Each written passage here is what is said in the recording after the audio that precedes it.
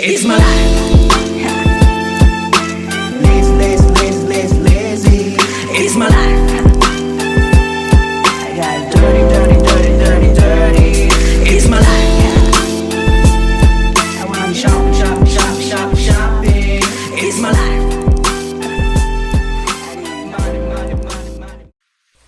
Good day, sir. I am Cadet Keir Jayton. So, official ship logbook. The head of their respective departments are full and the only ones authorized to maintain this statutory logbook, and the master has the overall responsibility to oversee its authenticity and appropriateness. The logbook is considered to be running log of all official events such as arrival, departure of all vessels to and from the port, routes, freeboards, onboard emergency drills, crew on board, fuel, freshwater rub, masters handing over or taking over, and etc. Although some flag states do provide a short guide for keeping the official logbook, and while some don't, it is imperative that all entries must be made in a professional and legible manner.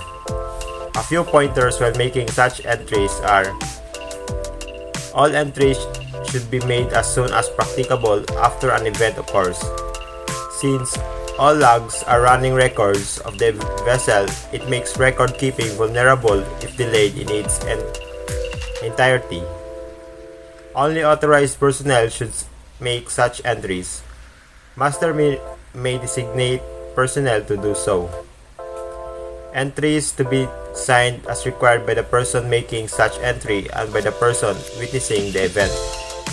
Hi, my name is Tero. So all entries must have a date and time recorded. It will be the master's responsibility to ensure the official logbook is accurately filed and signed. Entries made in the logbook must not be amended or deleted under any circumstances unless the master authorizes the cancellation. If it is done, it is a good practice to make sure the entry is struck out with a single line and initial put against the omitted entry. If the entries cannot be contained within the logbook page due to their length, they must have entered separately in separate document endorsed and attached to the logbook.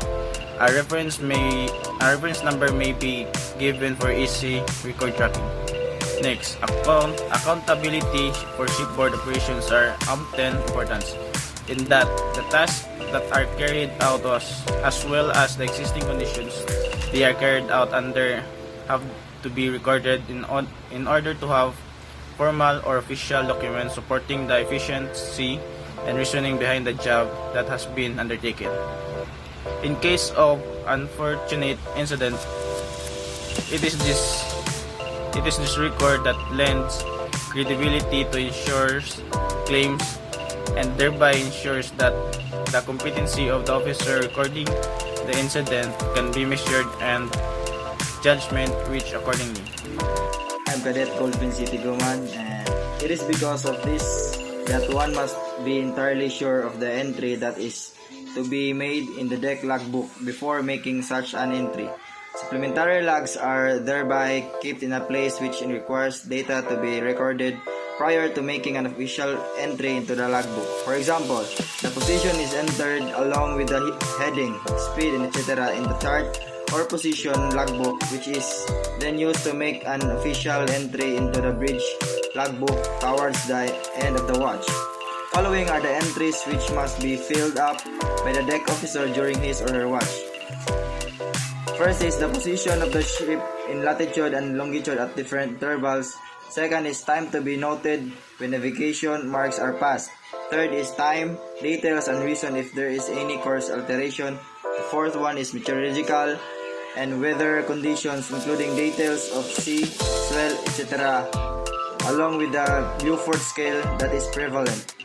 Fifth is movement of the ship at sea, including rolling, pitching, and heaving.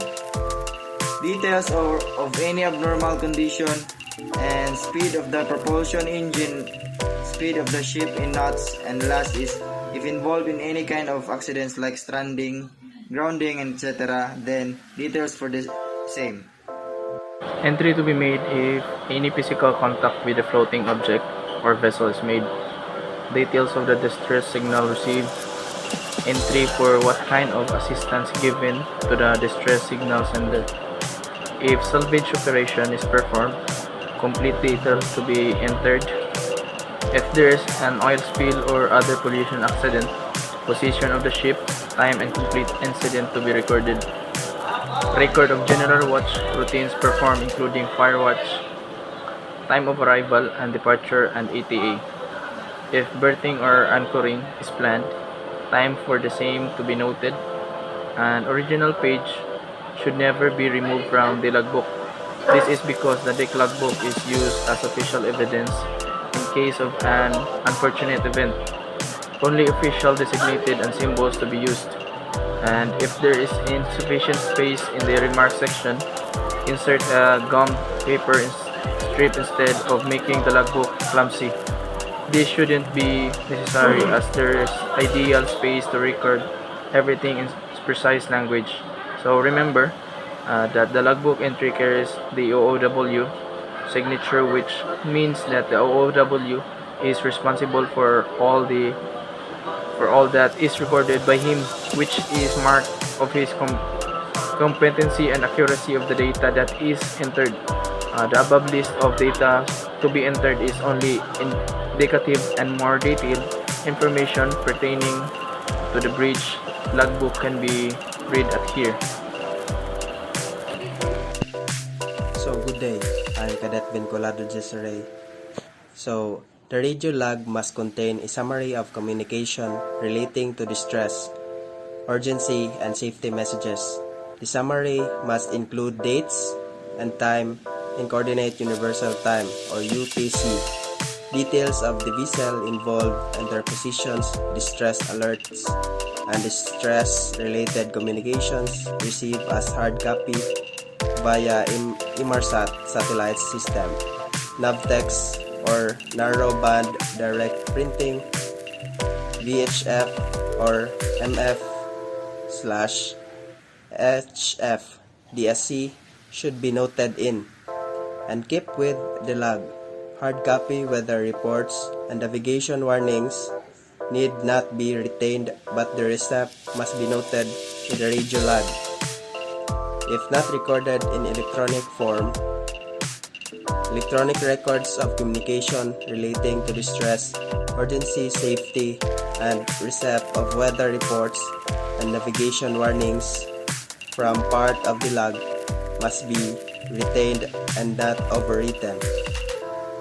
The details of commercial communications exchanged via GMDSS communications equipment may also be recorded in the radio log.